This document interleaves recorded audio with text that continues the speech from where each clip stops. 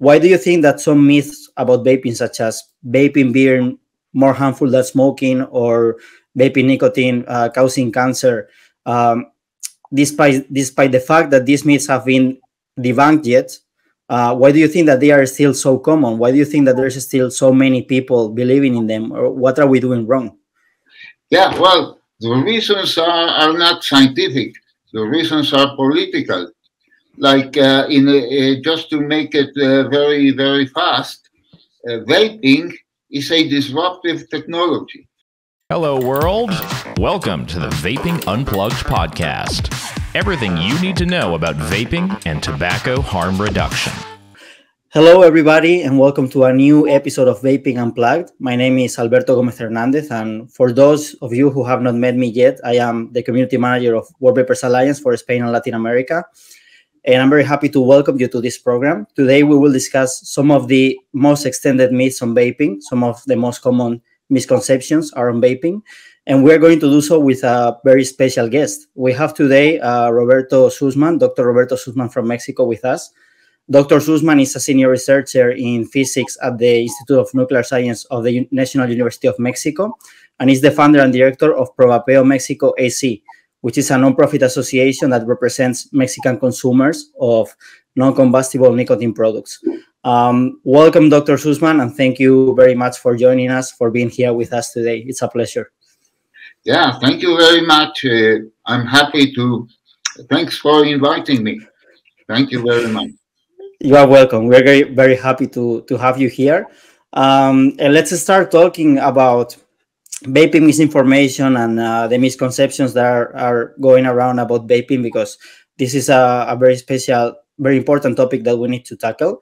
And I wanted to ask you, as a person that has been defending vaping from misinformation for many years, why do you think that some myths about vaping, such as vaping being more harmful than smoking or vaping nicotine causing cancer, despite the fact that these myths have been debunked yet, why do you think that they are still so common? Why do you think that there's still so many people believing in them? Or what are we doing wrong?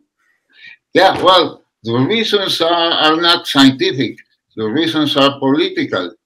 Like just to make it very, very fast, vaping is a disruptive technology. You have a global technocracy that has been fighting against smoking because smoking cigarettes is very harmful. So you have this technocracy that they have been decades fighting smoking, trying to fight to make people not to smoke. And they have their own methods, which are essentially high taxes, stigma of smokers. They fight the tobacco industry, and they have their way of doing it. And we're talking about thousands of people, which is a lot of money invested in this technocracy. Suddenly, vaping comes, and it completely disrupts the way they operate, and they are resistant to that. It is always the case when you have an innovation that disrupts a modus vivendi, a modus operandi of a powerful technocracy, there's going to be resistance. And unfortunately, this is what happens. It's not a scientific, from a scientific point of view, there are many issues about vaping that we already know. We don't know everything, but we know a lot. And to such a degree that you have the government of the United Kingdom. It's a developed country with an excellent system of public health. And this government is supporting the use of e-cigarettes to address the problem of smoking. And also New Zealand. And in the European Union, it is tolerated. The place where you have much more resistance is the United States. But look at the United States. Among all developed countries, it has the worst public health system. In the United States, health is business. And, well, it is a complex problem, but it is political. Essentially, it is political, but we have to address this misinformation, providing information, right, with science. In the end, science will triumph over politics. Yeah, I completely agree with you. I think that is not something scientific behind it, rather political. And as you said, on a positive note, we have the truth. The science is on our side. So eventually, if we keep communicating this, we hopefully are going to win this fight. You actually have done a lot of communication on this, and I want to ask you on some of the work you have done, because you have been working, studying the components of vaping vapor, the methods that are on the vapor. And I want to ask you about the differences between smoke from cigarettes and vapor from the vaping devices, because many people still believe that vaping and smoking is as harmful, and that vapor and smoke is the same. Why is it not the same? How does it affect differently? Well, it is very different because, there are similarities. First, it's a nicotine delivery, right? And then the ritual is very similar. You put something in your mouth, you inhale, and then you exhale something that is visible like a gas. But that's it. That's the end of the similarities, because you have to consider what you are inhaling. It is like, I have this bottle. I can put in this bottle poison, cyanidric acid, whatever, any horrible poison. I drink this and I get sick. But if this has water, then, or Coca-Cola or milk or whatever, so, and the ritual is the same. See, I do this, it's the same ritual. Now, tobacco smoke is a very complex system of aerosols, because it is very different. The tobacco that you inhale, tobacco smoke that you inhale, and the tobacco smoke that is being released to the environment from the tip of the cigarette. This is the side stream emission. It makes like about 80% of what is released to the environment. We inhale this 20%. Now imagine, at the tip of the cigarette, you have 900 degrees when you ignite it. And these 900 degrees have to be cooled and transported to your mouth at 30 degrees. So the amount of physicochemical processes that do this transport and cooling is very complicated. And it uses oxygen, because combustion uses oxygen. And oxygen is an extremely active, reactive compound. So you generate a jungle of compounds.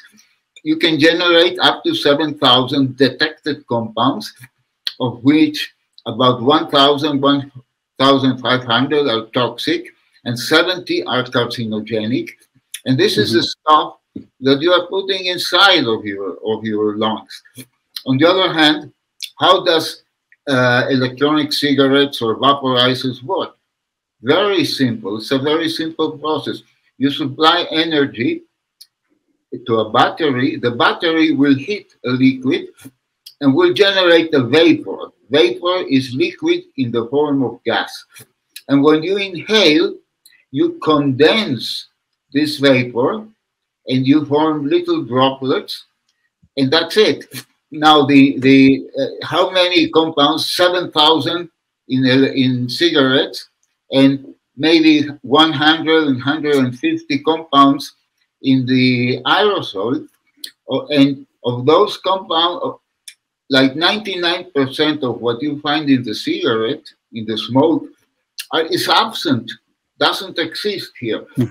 And you do have some toxic compounds, like 3,4 aldehydes, but in quantities that are tiny, very, very small. Because you see, when people say, oh, it has toxic substances, that's irrelevant. You have to say how much of these toxic substances. You have to provide a dose or a concentration. And once you measure the concentrations in well-done experiments, you can see that the toxic content of electronic cigarette aerosols is insignificant. It's like 1% at most of the toxic compound of cigarettes. Now, this, when people say it is equally harmful, that's like saying that the earth is flat. It's a complete lie. It's a complete misinformation. It cannot be because of the toxic content. See, disease is formed by inhaling or ingesting, putting in your body compounds that are toxic, right? So if the quantity of toxic compounds that you are putting in your body is so much reduced, that means that it cannot be equal, right? Now, we don't know, because we know that certain compounds enter your body and cause a disease, but there are still many mechanisms that we don't know. Now, this is very important. Some people say, oh, we don't know the long-term effects. Yeah, okay, we cannot travel 50 years in the future and find out, but there are some indirect evidence that support the claim that whatever harms that can happen by inhaling the electronic cigarette aerosol over many, many, many years, whatever damage is going to be very small, minute, in comparison with the damage that will cause you to continue smoking. And this is, there are two examples to explain this. One, there is evidence, very strong evidence, that smokers who smoke for 10 years, let's say from 18 to 28 years, they smoke 2 packs a day, and they quit smoking at the age of 28, and you follow these people all their lives, they are basically equivalent to people who never smoked. This is important. If you're a smoker, you smoke 10 years and you quit, that's it. You basically eliminate the harms that smoking will cause you, because smoking doesn't kill in 1 week or in 5 years. It takes decades to kill, right? So if you quit smoking, that's it. Now, if instead of smoking you vape, in 10 years, you are going to put much less toxic contents, right? In a sense, what I'm saying is, if smoking takes decades to kill or to make you sick, vaping is likely to take centuries, much longer than the time we live, right? Another issue is that, and here I finish this explanation, suppose that smoking was discovered today, right? Because people say, oh, it took us many decades to find out that smoking was harmful. But that was 50 years ago when science was much less developed. If smoking was invented today, we would know in a matter of weeks that it is very toxic, right? Right, I completely agree. And I think it's very important to also debunk the idea that because there is no long-term evidence about vaping yet, that means that vaping is harmful, or that we have to discard the short-term and medium-term evidence. Because obviously, as you said, if you can tell how different the harm is between vaping and smoking in a short term, is also very likely that in the long term it's still much less harmful, right? And one of the things that you commented is that when people smoke cigarettes, a huge part of the smoke is not inhaled by them, but it goes out to the environment. This does not happen with vaping as much, as far as I understand. Does this right? So does this rule out the possibility of like second-hand vaping or passive vaping? Because many governments, they apply the same regulations to vaping and cigarettes for example, smoke-free areas or vaping in restaurants or in public spaces. What do you think about this? Why is it not? Yes, it's interesting that you mentioned secondhand environmental emissions. First fact is that there is no side stream emission in vaping because there is no burning tip of anything. So the only thing that is released to the environment is what you exhale. That's all. Now, the body, human body, will retain about 90% of whatever is inhaled. This is already measured, right? So you already inhale an aerosol that is relatively benign, has very little content of toxicity. And 90% of what you inhale stays there. So what you exhale is extremely diluted.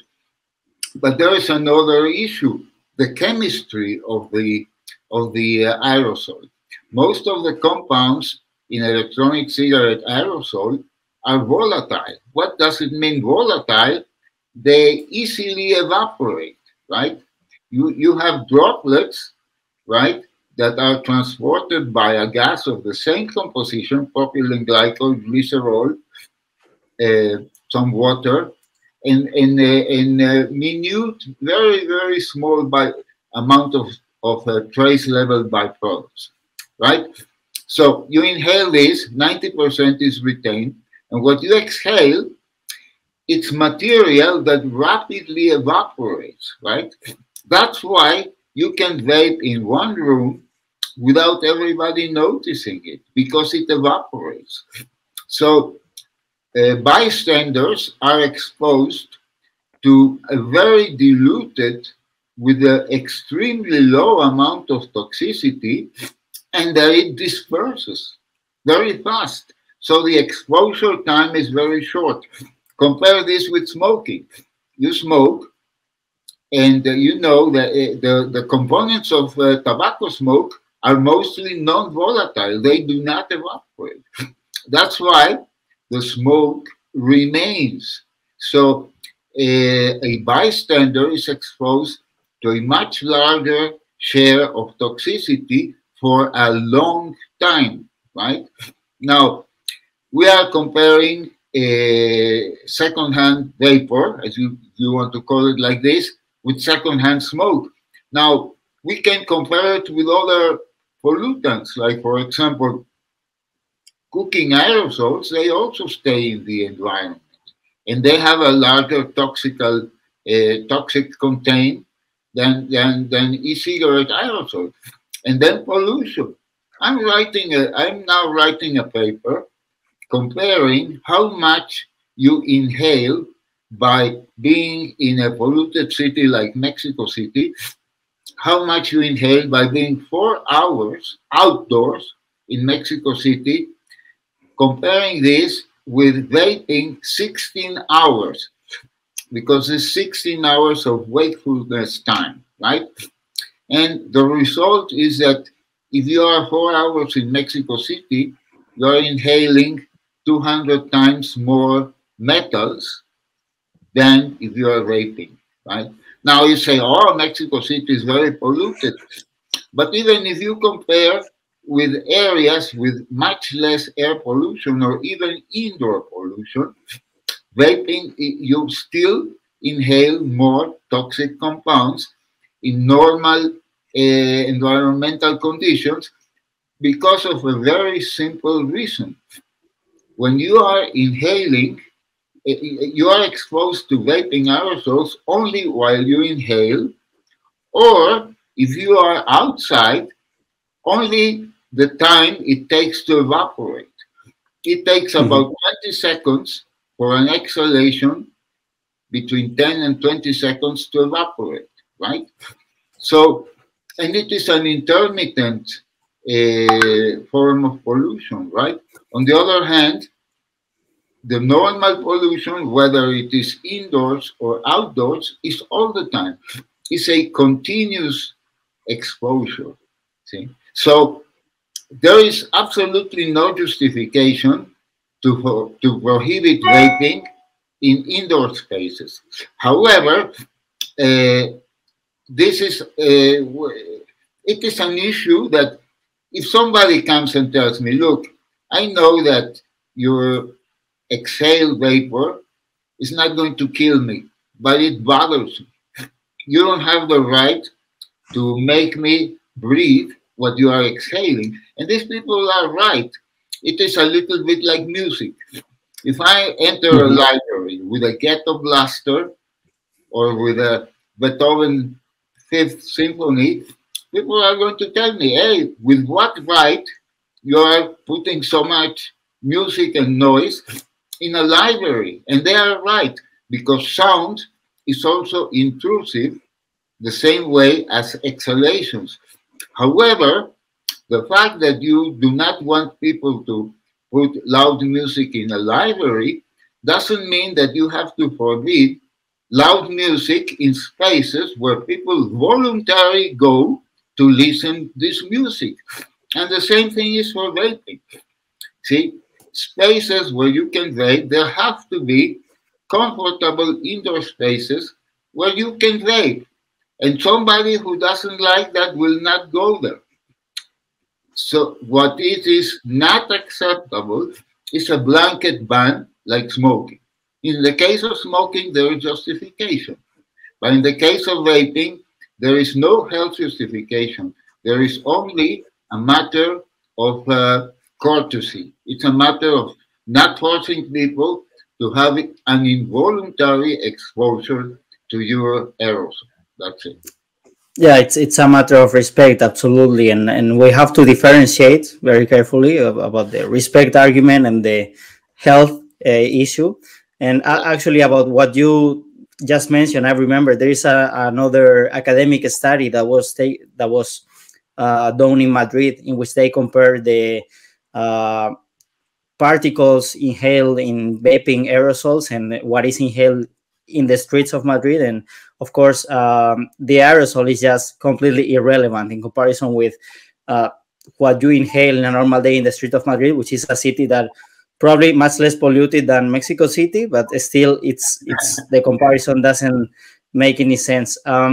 Doctor, before we finish the podcast, I wanted to ask you. You are from Mexico. What do you think is the most common misconception about vaping in your country? Well, Mexico is a basket case because, it's a political issue. But in the case of Mexico, we have the health ministry completely. It's on denial. It's always so the main contention. They present vaping as a Trojan horse of the tobacco industry.